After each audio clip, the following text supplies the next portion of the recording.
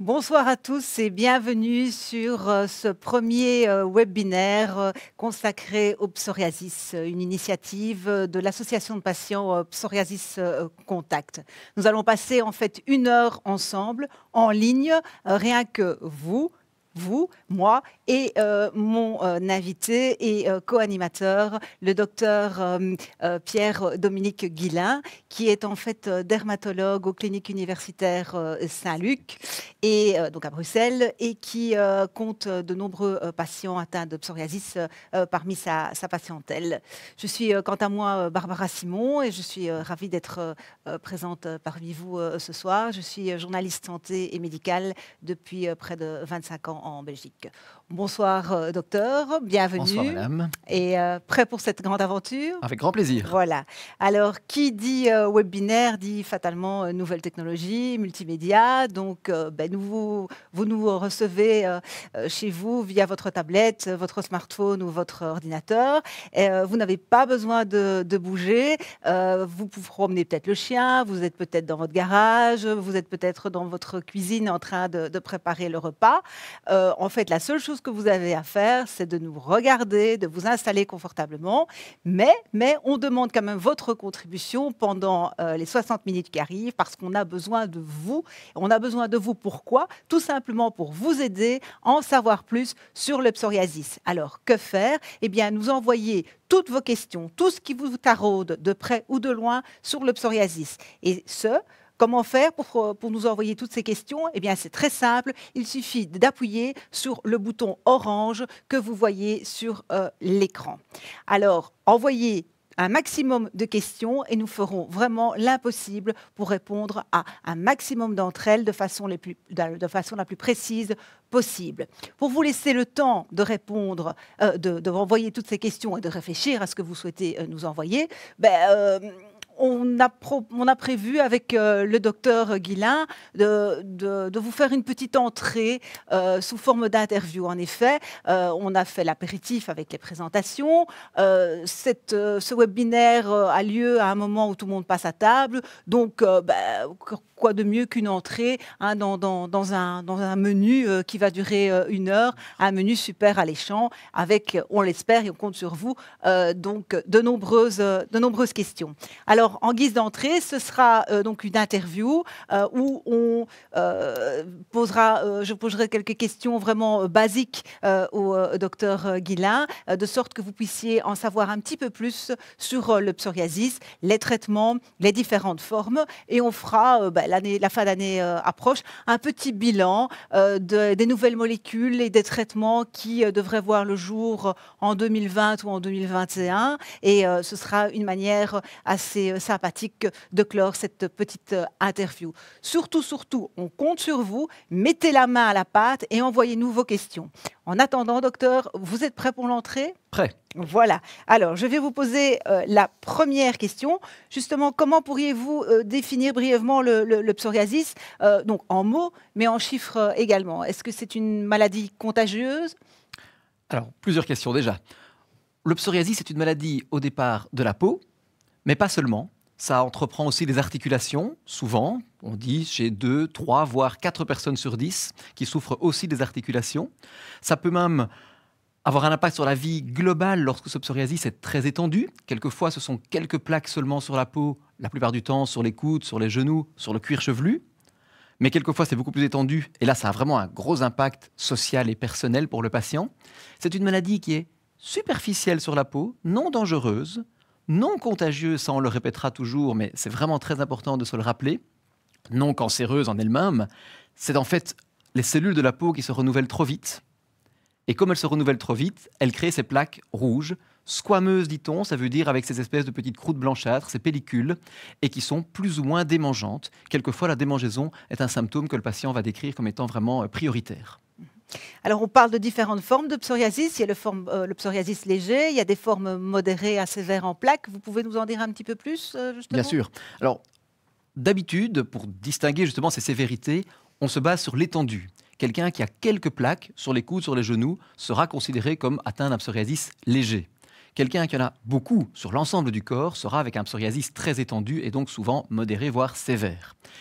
ça ne tient pas compte de l'impact sur la qualité de vie et quelquefois des plaques plus limitées peuvent être très difficiles à vivre. Imaginons par exemple quelqu'un qui n'en a que sur les mains, mais qui en souffre vraiment beaucoup et en plus c'est très visible sur les mains. Eh bien, objectivement parlant, ce sera limité en surface, mais ce sera peut-être sévère en retentissement sur sa vie quotidienne. Alors, justement, vous dites des retentissements sur la vie quotidienne. On sait donc qu'environ 400 000 patients Oui. ou personnes sont Belgique. atteintes de psoriasis en Belgique. Et on sait aussi que l'impact psychosocial, non seulement pour les enfants à l'école et dans les clubs sportifs, mais aussi pour les adultes, est très, très important. Vous pouvez un petit peu nous expliquer justement pourquoi certains versent dans la dépression, certains ont des troubles, je dirais, professionnels, des rejets Ça dépend de la sévérité de votre psoriasis, ça dépend de votre caractère. Certaines personnes sont naturellement plus sensibles et vont plus mal le prendre, mais ça dépend aussi de la localisation, par exemple, et de la forme du psoriasis.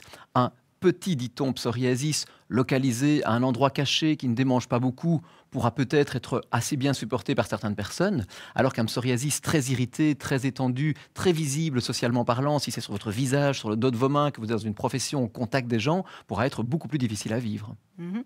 Donc il y a différentes formes de psoriasis et donc je suppose qu'il y a différentes formes de traitement. Donc passons peut-être aux traitements topiques, c'est-à-dire les traitements locaux, les émollients pour les formes de psoriasis plus légères.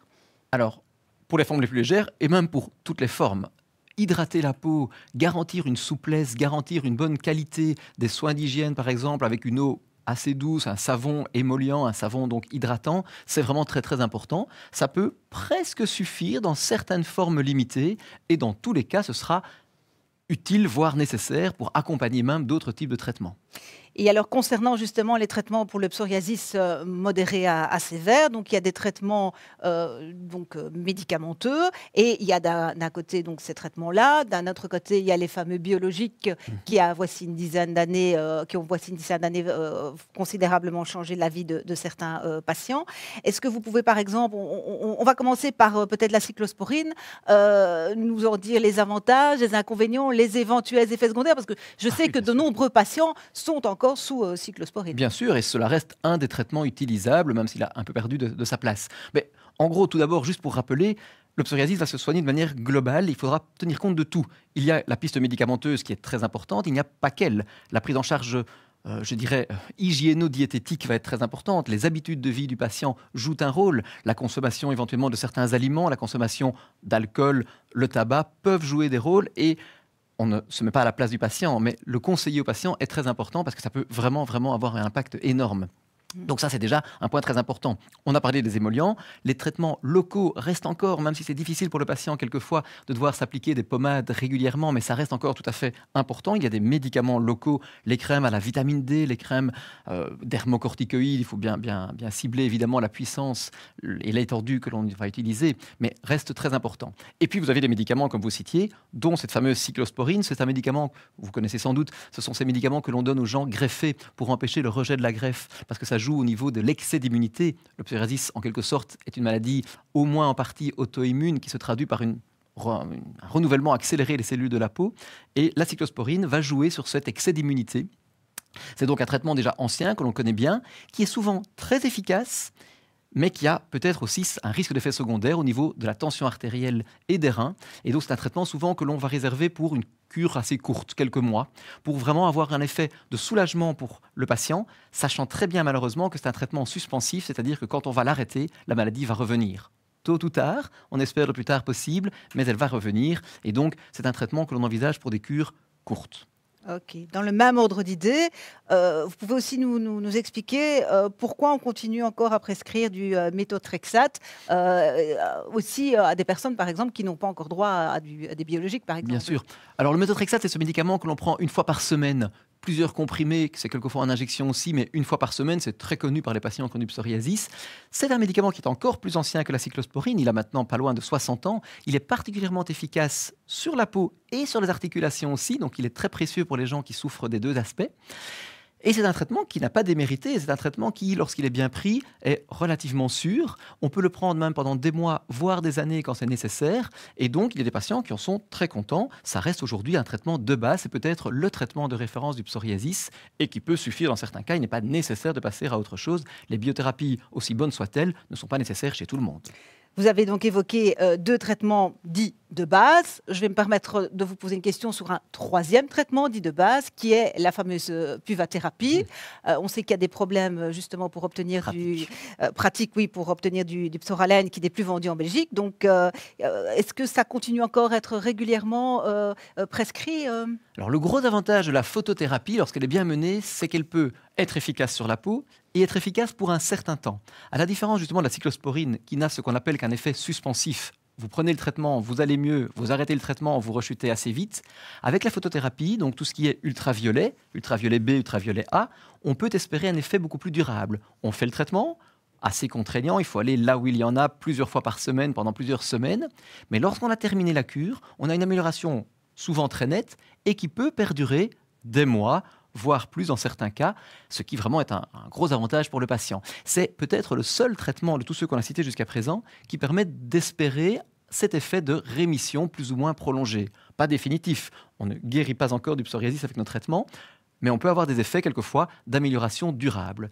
Et c'est vraiment très intéressant. Alors cette photothérapie doit être faite prudemment, ça reste des ultraviolets comme le soleil, comme le banc solaire quasiment du coin de votre rue, donc il ne faut pas aller se brûler, il ne faut pas risquer des cancers de la peau. Mais quand c'est bien mené, bien contrôlé, avec ces photothérapies spécifiques, donc la PUVA que vous avez citée, ce sont ceux avec les UVA et le médicament, et puis les UVB, mais certains types d'ultraviolet B bien spécifiques, on peut avoir une bonne efficacité, une bonne tolérance et limiter les risques à très peu de choses. Alors, il y a 10-15 ans, on a assisté à l'arrivée d'une arme révolutionnaire, une arme thérapeutique qui est venue enrichir l'arsenal thérapeutique des médecins en Belgique et un petit peu partout dans le monde, donc les biologiques. Alors, comment sont-ils administrés? Quels sont les éventuels effets secondaires? Et aussi, pourquoi certains patients ne peuvent-ils pas être traités par des biologiques? Alors, ces biothérapies sont sorties, vous avez dit, en 2006. La première est sortie le 1er février 2006. Je me rappelle parfaitement bien la date du remboursement. Ce sont ces traitements presque toujours injectés sous la peau d'habitude, à part un qui est mis en voie intraveineuse par perfusion, mais tous les autres sont des traitements injectés sous-cutanés, comme les diabétiques doivent le faire, comme les gens qui ont également une phlébite se font, on connaît souvent cela. Ce sont ces traitements qui sont particulièrement efficaces, bien tolérés d'habitude, mais, et c'est bien là le problème, extrêmement coûteux. Coûteux à la fabrication, coûteux au développement initial, et donc inévitablement, cela se répercute sur le prix de vente, donc sur la possibilité pour les mutuelles de le rembourser. C'est impayable pour tout un chacun ici. Et donc, seuls les patients qui ont les critères requis par les mutuelles peuvent avoir le produit. Or, ces critères doivent être restrictifs pour justement permettre de tenir le coup sur un plan budgétaire global. Et ces critères, en gros, il y a deux grandes catégories. C'est la catégorie de sévérité de départ du psoriasis. Il faut avoir un psoriasis très étendu, très difficile pour justifier ces traitements. Et d'autre part, il faut être passé par tous les autres traitements traditionnels et moins coûteux pour l'INAMI pour justifier la demande auprès de la mutuelle du remboursement de ces biothérapies. Et puis, on salue depuis quelques mois sur le marché belge l'arrivée d'un produit qui est le fumarate de diméthyle. Ce n'est pas un nouveau produit puisqu'il existe déjà depuis une quarantaine d'années en Allemagne et qu'il a ensuite été commercialisé aux Pays-Bas et en Suisse. Est-ce qu'il a sa place dans l'arsenal thérapeutique? Est-ce que vous le prescrivez régulièrement avec des résultats probants? Alors, je commence seulement à le prescrire depuis maintenant 1 an, puisqu'il n'est officiellement en Belgique que depuis 1 an. C'est assez curieux d'ailleurs comme histoire de médicament, alors qu'il est ancien, vous l'avez dit au départ. C'est un traitement qui certainement peut avoir sa place. Il est quand même numéro 1 en Allemagne, ce n'est pas pour rien. Si les dermatologues et les patients allemands l'utilisent autant, c'est qu'il a son efficacité.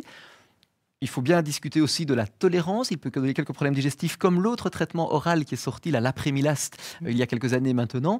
Donc, il n'y a pas que les biothérapies qui sortent. Il y en a encore d'autres par voie orale et qui peuvent convenir à certains patients, évidemment. Ce sont des traitements qui ont leur place, qui ont leur coût aussi, même si c'est un petit peu moindre pour le fumarate qu'avec les biothérapies, avec une efficacité qui est intéressante. Donc, ce n'est pas parce qu'il y a eu l'arrivée des biologiques ou parce qu'il y a l'arrivée justement du fumarate de diméthyle que certains protocoles ou certains schémas thérapeutiques vont être du jour au lendemain changés chez certains de vos patients.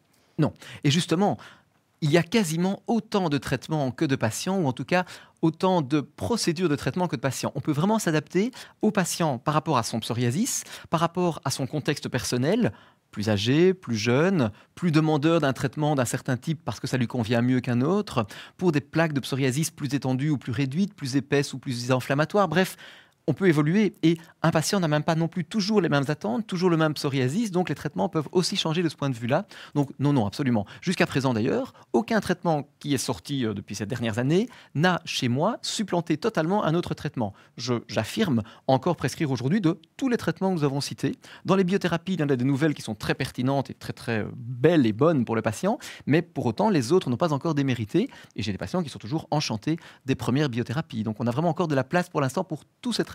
Merci docteur. Alors on avait promis une interview assez courte, donc il reste 2 questions avant de justement passer à vos questions. Vous êtes très nombreux et on vous en remercie déjà à réagir online et donc en nous envoyant en fait vos questions et en appuyant sur le bouton orange. Surtout continuez, on va vite terminer cette interview, encore 2 petites questions et puis on passe à vos questions. Donc dépêchez-vous, on les attend mais elles sont déjà nombreuses. Alors, les 2 dernières questions, bien voilà, on va penser aux plus petits et aux femmes enceintes. Oui. C'est une question qui revient assez souvent en consultation, je pense. Quel traitement préconiser justement aux enfants et aux femmes enceintes? Alors, pour les enfants, on commence maintenant à avoir de plus en plus de possibilités parce qu'on commence à avoir des études spécifiquement réalisées chez les enfants. Heureusement, les psoriasis sévères chez l'enfant ne sont quand même pas si fréquents, mais il y en a et cela peut être dramatique pour l'enfant concerné par rapport au regard des autres. On sait que les enfants sont souvent cruels entre eux, évidemment, parce qu'ils ne savent pas de ce dont il s'agit, donc le regard peut faire très mal. Il y en a qui peuvent se sentir rejetés dans les cours de récréation ou de gymnastique, de sport ou même de classe.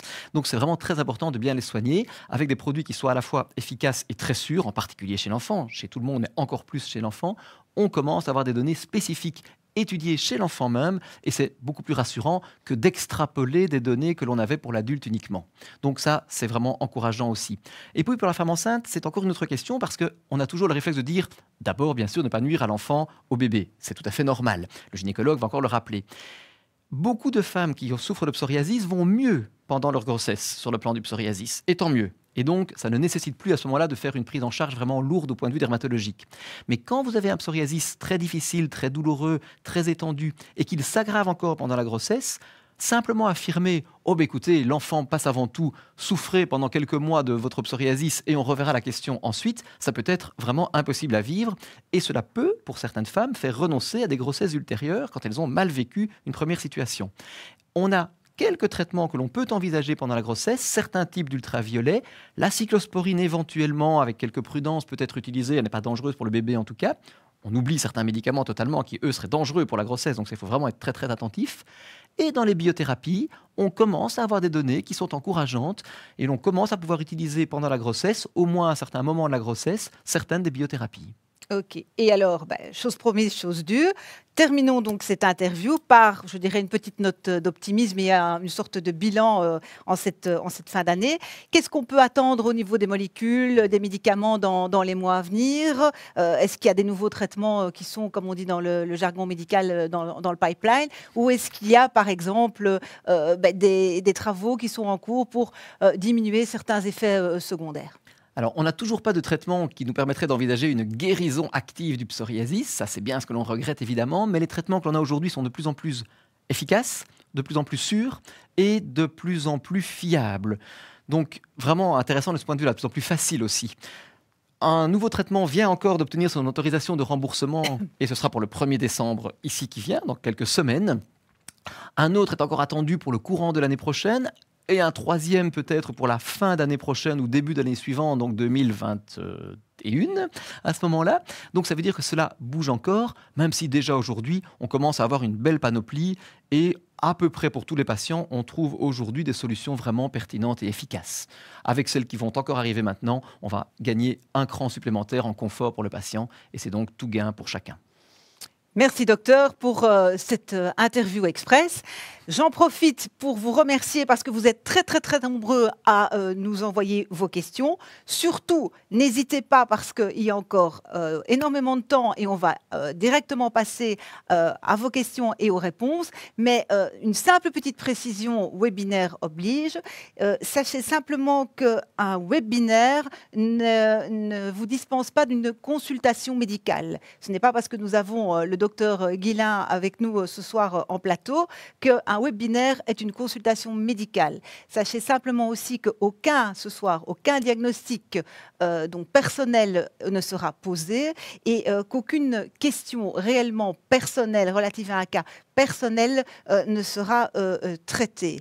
De plus, j'ajouterais que si des noms de molécules, de médicaments, de traitements sont cités, eh bien, ces noms le seront faits de façon tout à fait informative et pas du tout commerciale.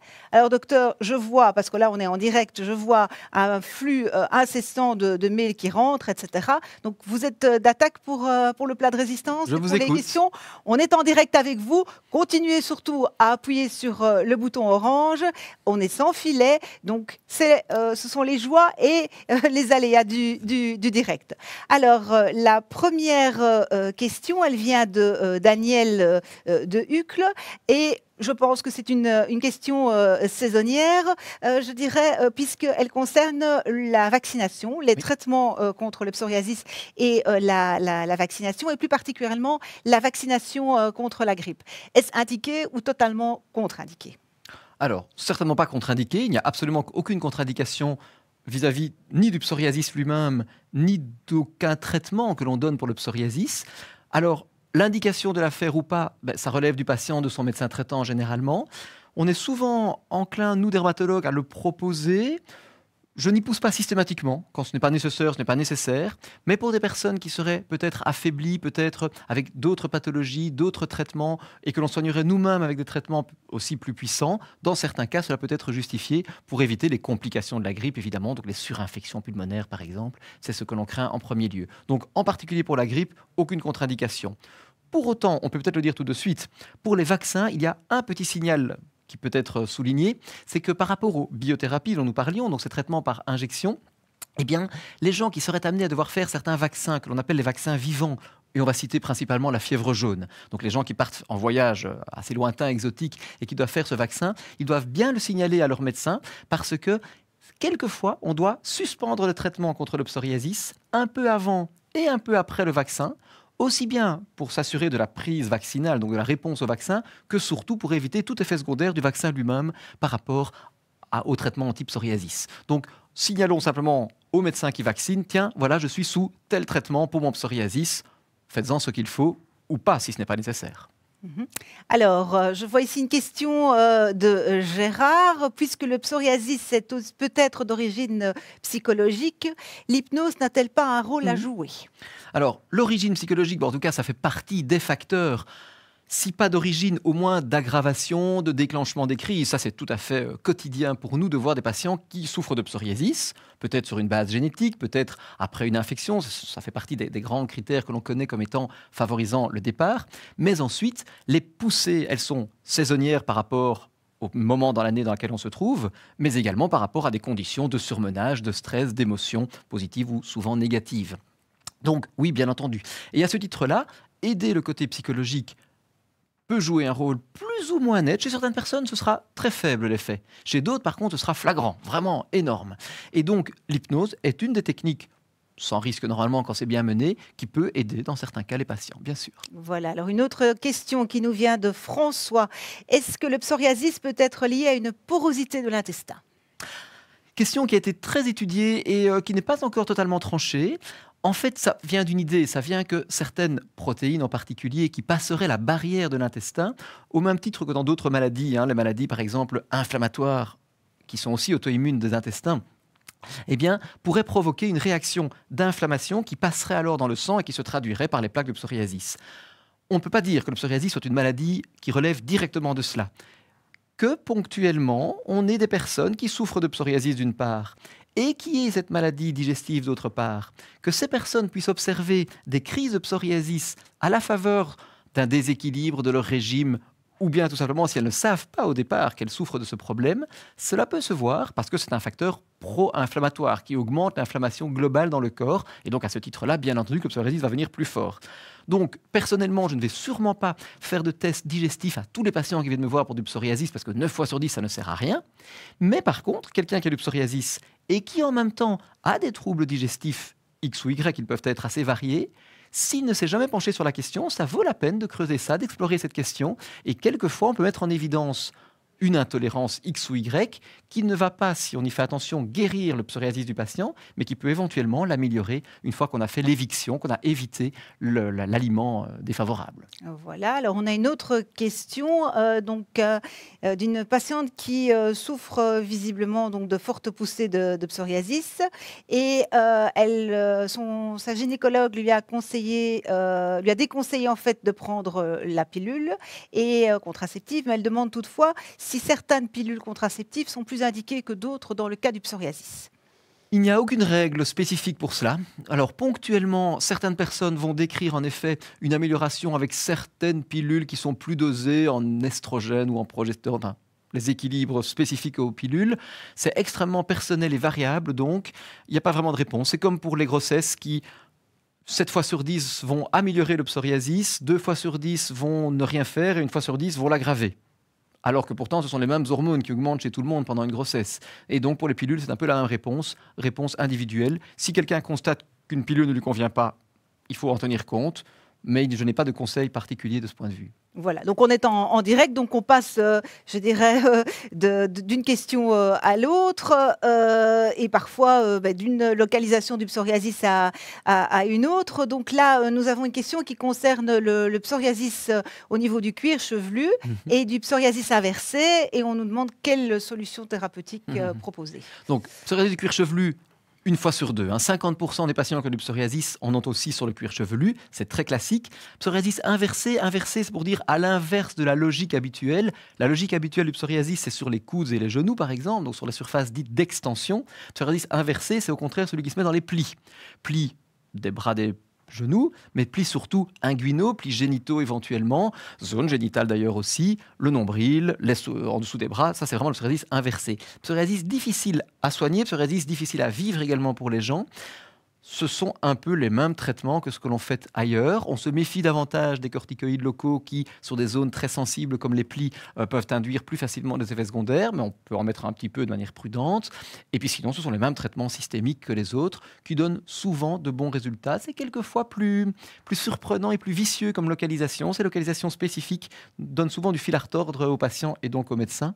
Mais normalement, les traitements actuels sont à même de venir à bout de ces localisations, à la condition toutefois, par exemple, que l'on puisse y venir jusqu'aux biothérapies éventuellement dans certains cas. Et là, les conditions de remboursement ne sont pas toujours rencontrées. Ça peut poser des difficultés pratiques. Justement, concernant le psoriasis du cuir chevelu, une autre question vient de nous être posée. Est-ce que des remèdes ou traitements naturels peuvent aussi aider ? Bien sûr, pourquoi pas. Il y en a beaucoup qui peuvent fonctionner. Alors, il ne faut pas tomber maintenant dans un travers de partir uniquement sur des formes dites non commerciales et qui en fait le sont tout autant. Et l'on trouve sur Internet de très nombreuses pistes qui sont présentées comme étant hors commerce des vilaines sociétés pharmaceutiques. En fait, ça rapporte de l'argent à tout le monde d'un côté comme de l'autre. Maintenant, il y a des solutions toutes simples que l'on peut se faire soi-même sans dépendre de personne et qui peuvent donner de bons résultats. Il y a des huiles assainissantes, des huiles apaisantes et hydratantes qui peuvent vraiment donner de bonnes choses. En même temps, attention, ce qui est naturel n'est pas nécessairement inoffensif. Les plus grands poisons sont très naturels, donc ne pas faire n'importe quoi non plus, ne pas consommer n'importe quoi sans assistance. Et même par voie locale, il y a quelquefois des huiles essentielles qui peuvent être utilisées, qui peuvent ponctuellement donner des résultats contraires à ceux escomptés. Donc, oui, très certainement, et pourquoi pas. Et par exemple, moi je vais conseiller très fréquemment tout ce qui est les produits à base de lait d'ânesse ou de lait de jument, c'est un grand classique. Vous ne guérirez pas d'un psoriasis avec cela, mais ça peut apaiser, ça peut aider, ça peut diminuer l'inflammation, et chez certains c'est vraiment spectaculaire. Mais toujours consulter, toujours rester prudent et rester raisonnable. Alors, je vous interromps une seconde. Oui. Je peux encore, excusez-moi. Bien sûr, allez-y. J'ai encore vu tout récemment là un site très bien fait, mais qui disait voilà le produit qui va tout guérir. Alors ça déjà, on peut se méfier. Celui qui va vous dire ça guérit les eczémas, le psoriasis, c'est sans danger et ça fonctionne dans 100% des cas, ça se saurait, je pense. Mhm. Or, c'est fréquent, c'est étonnant, mais c'est fréquent. Alors, je pense que c'est valable pour plein d'autres pathologies, mais certainement dans le traitement du psoriasis. Donc, nous avons donc un internaute qui nous dit, voilà, j'ai suivi un traitement sous nez oral. Pour l'instant, en fait, mon psoriasis, qui était assez sévère, eh bien, a disparu. Il voudrait savoir, en fait, si malheureusement, les poussées risquent de revenir.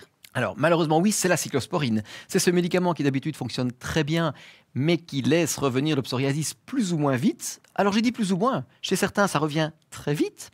Chez d'autres, ça ne revient pas si vite. Et donc, ce que l'on conseille toujours, c'est à ce moment-là d'arrêter le traitement et puis de faire quelques mesures générales d'hydratation, de détente au maximum, tout ce que l'on peut pour éviter les conditions de récidive du psoriasis. Et si quelques plaques reviennent à gauche ou à droite, tout de suite reprendre un traitement local pour essayer de les limiter, de les juguler. Et dans un certain nombre de cas, on peut rester tranquille des mois, voire plus. Et puis après, peut-être la rechute risque-t-elle de revenir plus fort ou pas. Il y a des gens qui font une cure et qui sont, si pas guéris, au moins très nettement améliorés pour des années, bien sûr. Mhm. Alors, donc on continue notre série de questions. Questions évidemment très très importantes et qui méritent, à mon avis, beaucoup d'explications, car ce sont des questions très difficiles, je pense, à poser en consultation et à parler, un problème dont il est difficile de parler aussi bien dans son couple que dans sa famille. Que faire en cas de psoriasis génitale? Localisation difficile au même titre que les formes inversées, douloureuses et très gênantes, vous l'avez bien dit évidemment.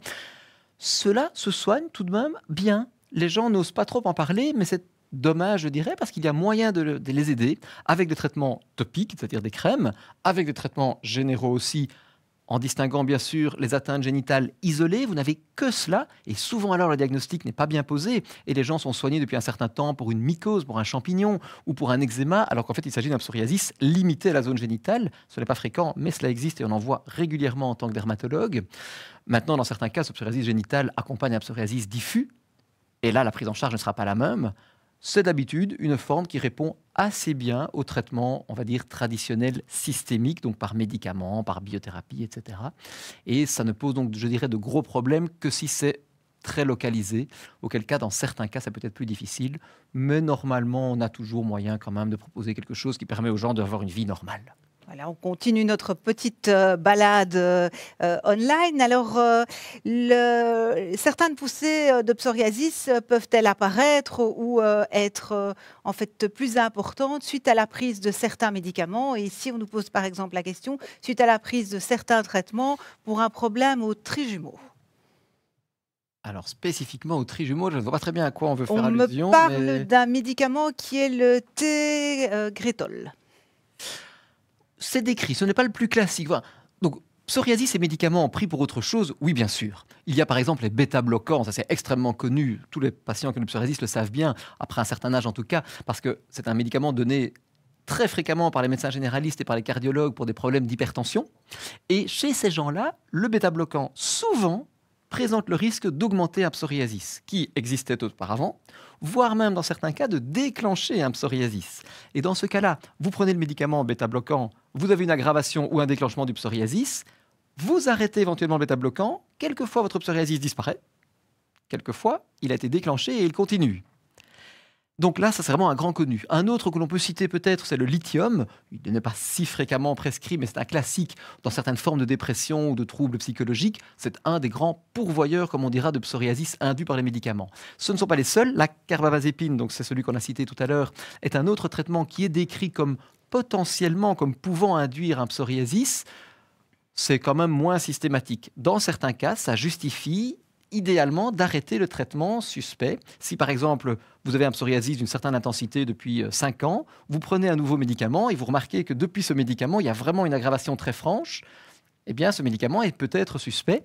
S'il y a moyen d'obtenir de changer ce médicament ou de l'arrêter si vous n'en avez plus besoin avec le médecin prescripteur, nous dermatologues serons évidemment très preneurs parce que on peut avoir ça avec beaucoup de médicaments, même des antimycosiques ou autres. Mais les deux que j'ai cités sont quand même les deux les plus classiques et reconnus.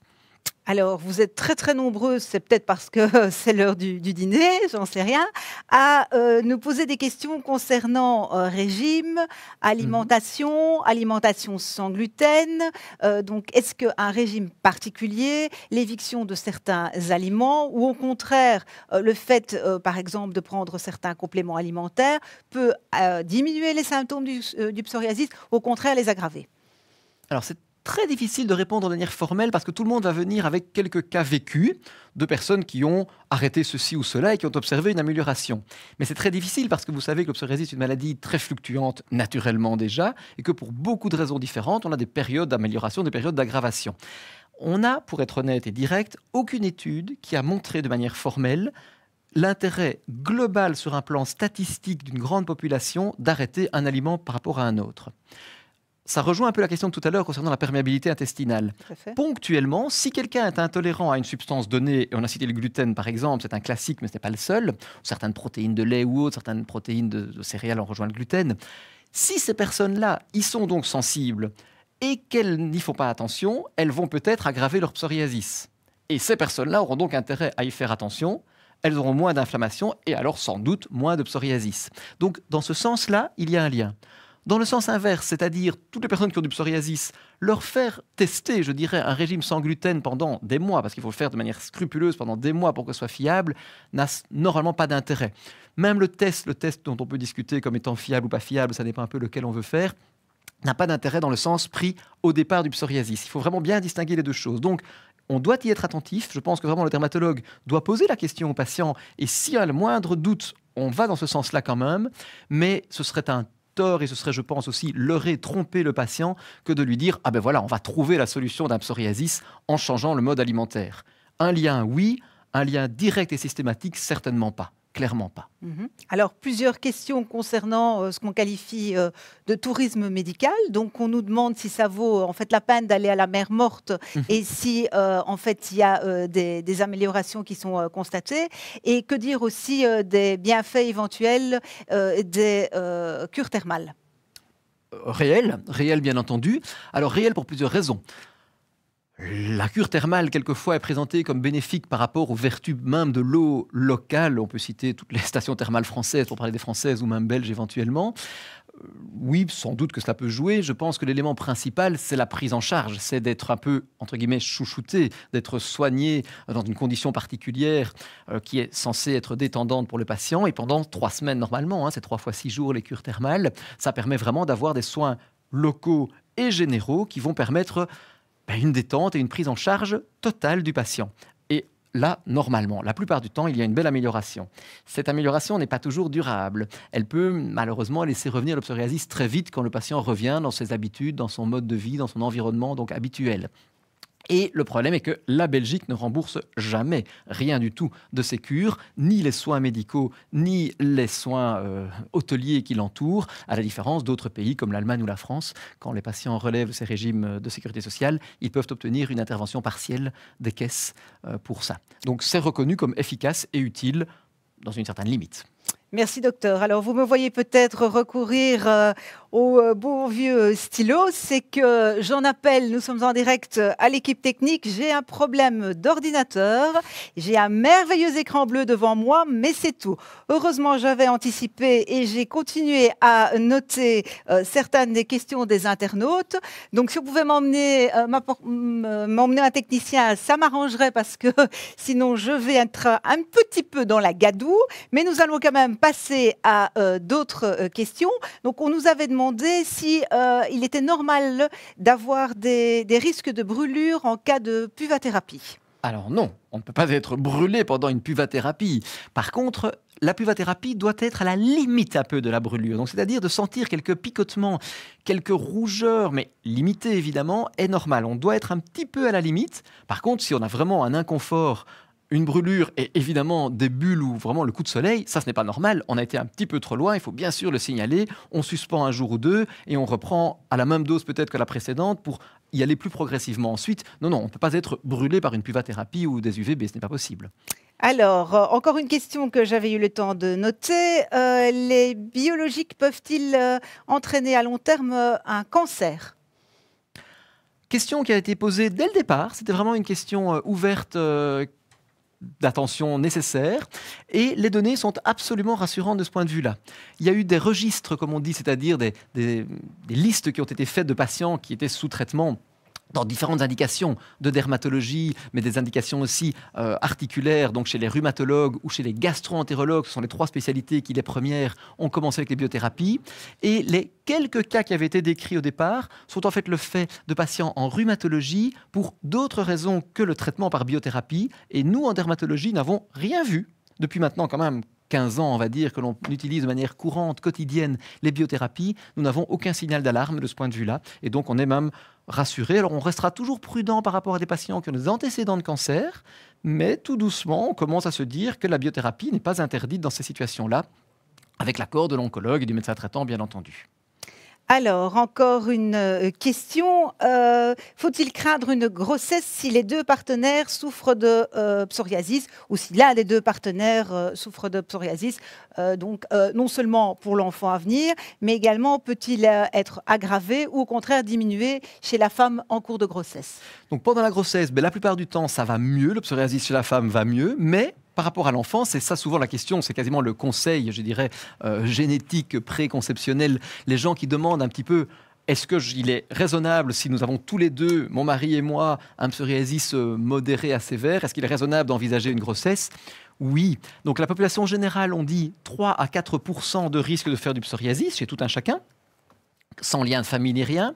Lorsqu'il y a un des parents qui souffre de psoriasis, on considère qu'on monte à une dizaine de pourcents le risque que l'enfant soit atteint. Donc, sur 10 enfants que vous auriez, il y en aurait un qui serait statistiquement, j'entends bien, atteint de psoriasis. Et par contre, si les 2 parents ont du psoriasis, on monterait...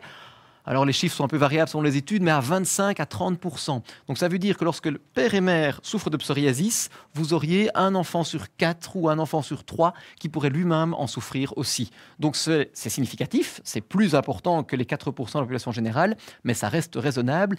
Et la sévérité n'est pas nécessairement transmissible. Donc si le risque de psoriasis est génétique, bien sûr, il y a un risque familial de développer du psoriasis, il n'est pas du tout systématique d'une part, et la sévérité n'est pas non plus transmissible. Pour donner une petite idée, des vrais jumeaux, vraiment les vrais jumeaux, 7 fois sur 10, les 2 feront du psoriasis, mais 3 fois sur 10, un des 2 fera du psoriasis et pas l'autre. Ce qui montre bien, à patrimoine génétique identique, qu'il y a autre chose qui joue dans le développement du psoriasis.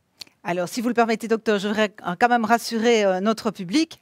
On m'a changé de PC, j'ai plus du tout l'écran bleu et je reçois à nouveau 100% vos questions. Donc, c'est parfait. On continue. Une chance que je prends toujours la précaution d'en noter plusieurs à l'avance. Donc, il n'y a aucun souci. On peut continuer sans problème. Alors, une question qui concerne en fait l'angine blanche. Peut-elle déclencher une nouvelle crise de psoriasis? Oui. L'angine blanche, c'est la plus classique, mais en fait, toute infection, et particulièrement les angines, pourquoi? Parce qu'elles sont souvent à streptocoque, peut déclencher une poussée de psoriasis, voire même être à l'initiative du début d'un psoriasis, et particulièrement de ce qu'on appelle les psoriasis en gouttes, c'est-à-dire ces petites plaques, et surtout chez l'enfant que l'on peut avoir.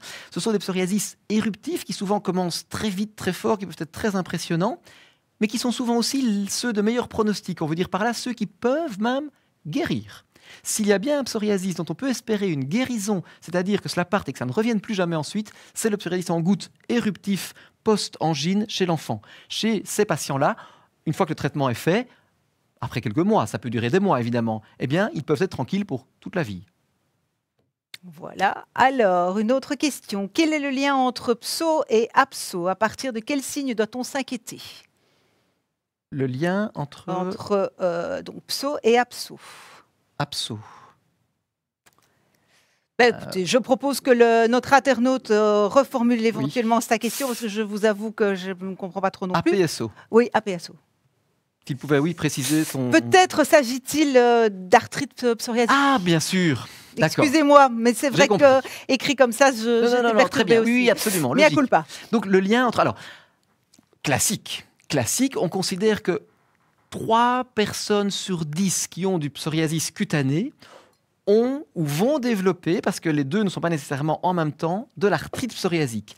Arthrite psoriasique, on veut dire par là une inflammation articulaire profonde liée au psoriasis. Ça se traduit par des douleurs d'un coude, d'une hanche, d'une main, etc., qui sont des douleurs souvent du soir, de la nuit, qui vous réveillent la nuit et qui nécessitent le matin comme d'un dérouillage, et puis ça passe pendant la journée, à la différence de l'arthrose qui fait des douleurs plutôt mécaniques à l'usage. L'arthrite, c'est vraiment au repos qu'on a mal, et à l'usage, ça se dérouille justement.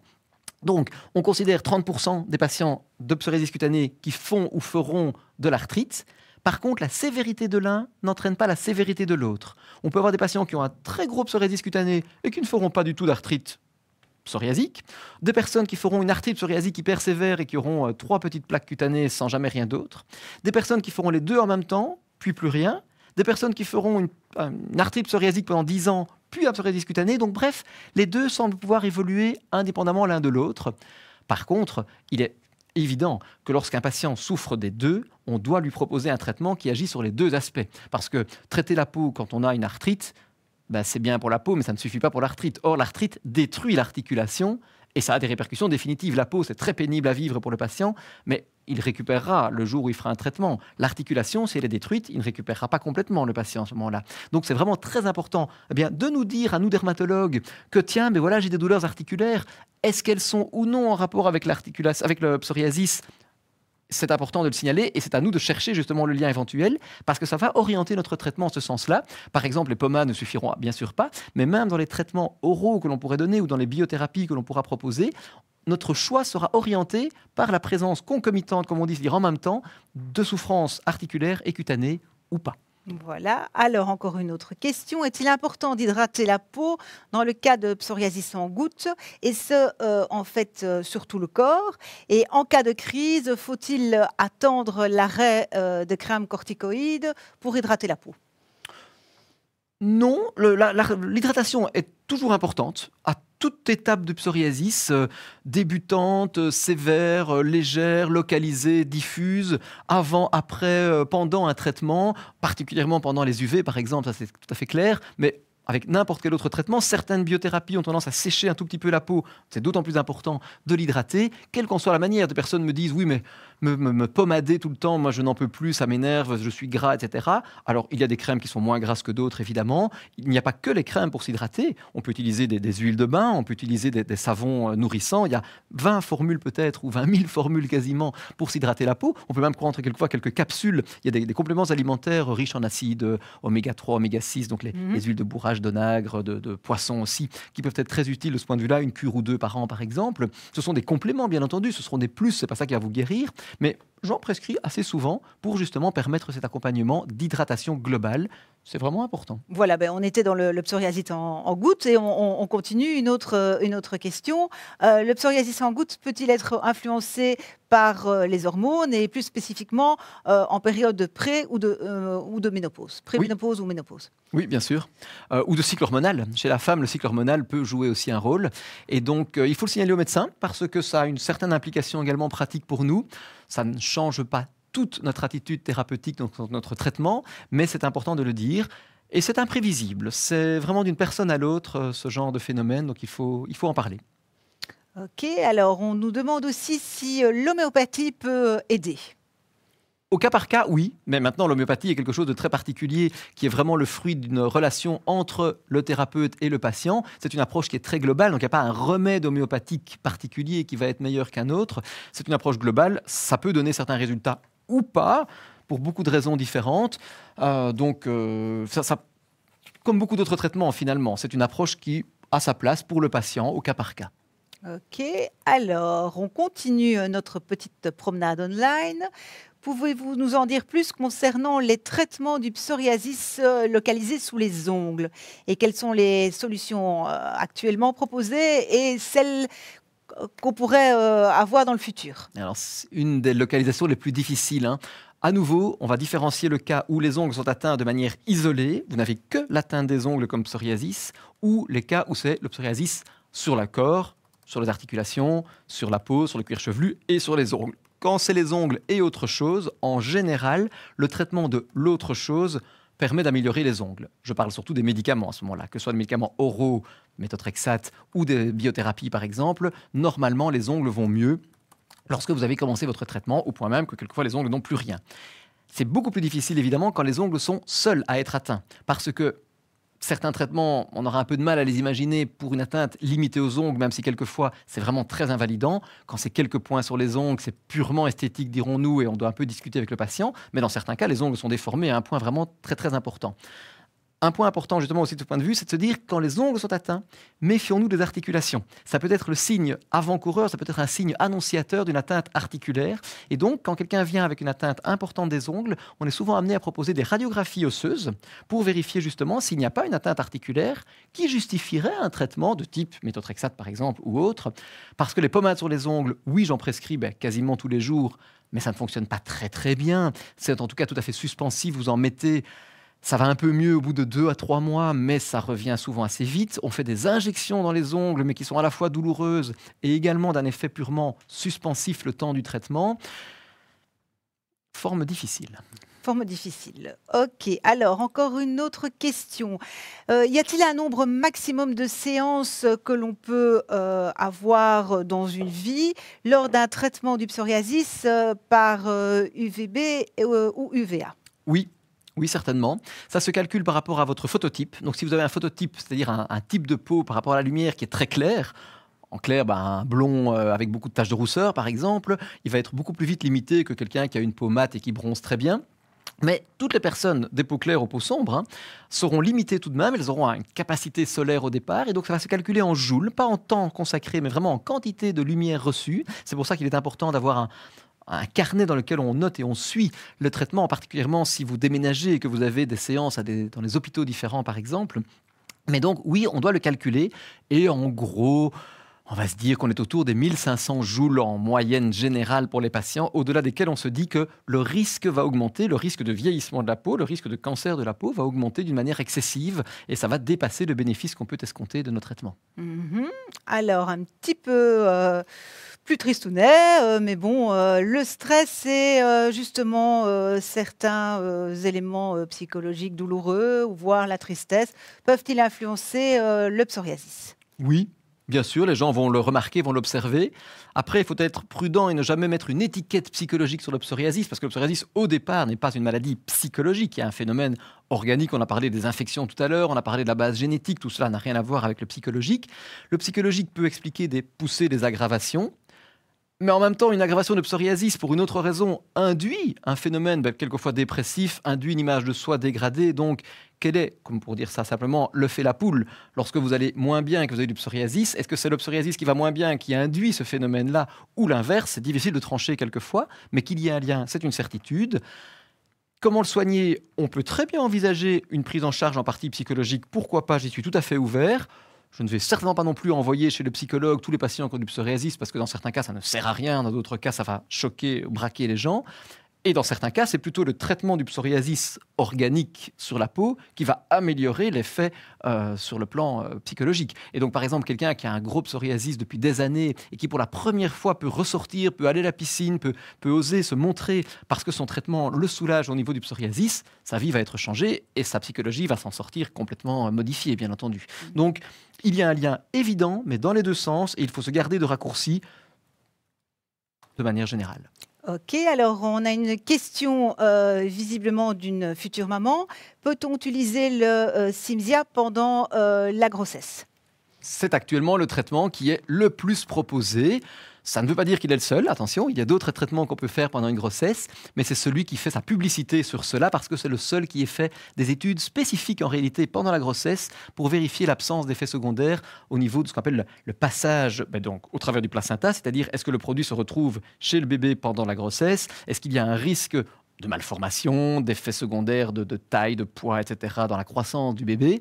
Et ces études ayant été rassurantes, c'est celui qui est le plus validé pour les grossesses, même si l'on a maintenant, avec les plus anciens traitements biothérapie anti-TNF, on va parler de l'adalimumab et de l'étanercept, également des données rassurantes, mais peut-être moins moins étayée ou en tout cas moins complète. On a des registres qui sont rassurants, c'est-à-dire des observations chez de nombreux patients, mais le Cimzia, donc pour citer celui-là, le certolizumab, est celui qui a fait des études spécifiques. Ok, docteur. Alors là, on arrive déjà malheureusement plutôt vers la fin du temps qui nous est imparti pour répondre aux questions. C'est vrai qu'on ne voit pas vraiment le temps passer. On a peut-être encore le temps pour une toute dernière question. Que pensez-vous des bienfaits de la luminothérapie ? Au cas par cas, ça peut être bon. Alors, c'est plus léger, évidemment, que les ultraviolets en question. Mais justement, pourquoi pas, dans certains cas, c'est bon pour le moral aussi. Donc, ça a un effet positif de ce point de vue-là. La luminothérapie est quelque chose, on le vit tous nous-mêmes. Hein. Les journées courtes en hiver sont souvent plus difficiles à vivre, quand bien même on n'aurait pas de psoriasis. Et donc, pour le psoriasis, il y a 2 raisons pour lesquelles ça nous aide. Ça nous aide sur le plan du moral, ça nous aide sur le plan direct cutané. Donc, ça fait du bien. Voilà. Bien. Un tout grand merci, docteur Guillain, pour vos éclairages, toutes ces précisions et surtout votre présence ce soir. Un tout grand merci à vous aussi parce que ce webinaire, il était pour vous et sans vous, rien n'aurait été possible. Merci de votre importante réactivité et participation. Sachez simplement que toutes les personnes qui ont envoyé des questions par mail à Psoriasis Contact lors de ce webinaire et qui n'ont pas vu faute de temps éventuellement de leurs questions traitées, recevront en fait dans les prochains jours une réponse par mail. Il me reste quant à moi à remercier toute l'équipe technique, Dany Mathieu, François Jacquemin, le docteur Guillain, et je voudrais encore vous mettre à contribution. N'oubliez pas de répondre en fait aux petites questions de satisfaction. Ça nous permettra de vous aider encore mieux au quotidien. Alors, si jamais vous vous languissez déjà de nous, eh bien, sachez qu'on vous donne rendez-vous pour le 5e salon du psoriasis et de l'arthrite psoriasique. Il faudra encore attendre un petit peu de temps. Hein. Ce sera le 17 octobre 2020, à Place d'Armes à Namur. Et sinon, je ne peux que vous conseiller de consulter le site internet de Psoriasis Contact. L'adresse s'affiche en fait sur les écrans. Et surtout, n'oubliez pas de vous abonner à notre newsletter. Vous verrez, vous recevrez régulièrement dans votre boîte mail des informations pertinentes, des conseils super pratiques. Et en fait, c'est sans engagement et c'est tout à fait gratuit. N'oubliez pas une chose, le psoriasis, malheureusement, ne se guérit pas, il se traite. C'est une maladie non contagieuse mais très invalidante qui ne doit absolument pas être montrée du doigt. Et surtout, n'oubliez pas, vous n'êtes pas seul. On vous remercie sincèrement de votre participation, de votre réactivité. On vous dit à bientôt. Bonne soirée. Ciao, ciao.